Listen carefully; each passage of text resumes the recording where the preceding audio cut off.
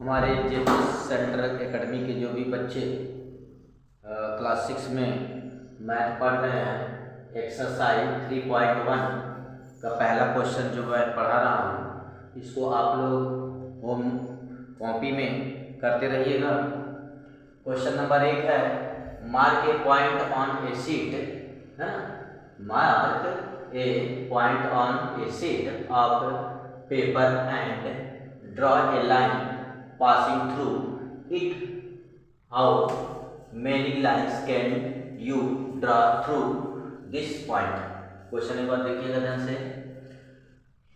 Exercise 3.1 का जो question है मैथ का, आर डी शर्मा क्लास 6 जो बच्चे जेपीएस सेंट्रल एकेडमी में पढ़ते हैं उन बच्चों का ये क्वेश्चन है। आप लोग कॉपी में जरूर उतार लीजिएगा जो मैं ये क्वेश्चन बोल रहा हूँ। तो क्वेश्चन है, mark a point on a sheet of a paper and draw a line passing through it. How many lines can you draw through this point?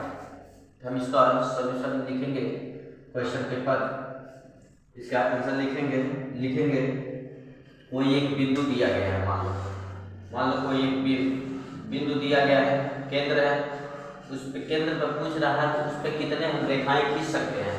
तो ये एक बिंदु पर हम इनफिनाइट, जिसका अनंत सीमा है, अनंत सीमा तक रेखाएं खींच सकते हैं। इसका कोई लिमिट नहीं है, इसको इनफिनाइट बोलते हैं, ठीक है, अनलिमिटेड लाइन बोलते हैं। एक बिंदु पर अनलिमिटेड लाइन खींच सकते हैं, जैसे 1 2 3 4 ऐसे क्या करते हैं, एक केंद्र पर हम क्या कितने रेखाएं खींच सकते हैं, अनंत रेखाएं खींच सकते हैं, अनलिमिटेड रेखाएं खींच सकते हैं। तो हम क्वेश्चन यहीं से लिखेंगे। ये ग्राफ, ये चित्र बना लीजिएगा अपनी कॉपी पर और मैं इसका लिखिएगा infinite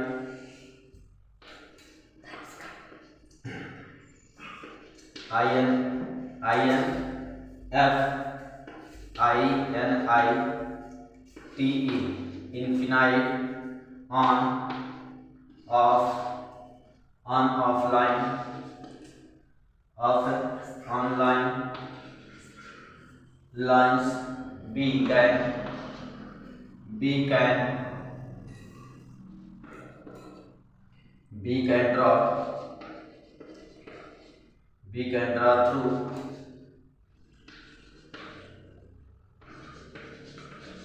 lines we can draw through this line,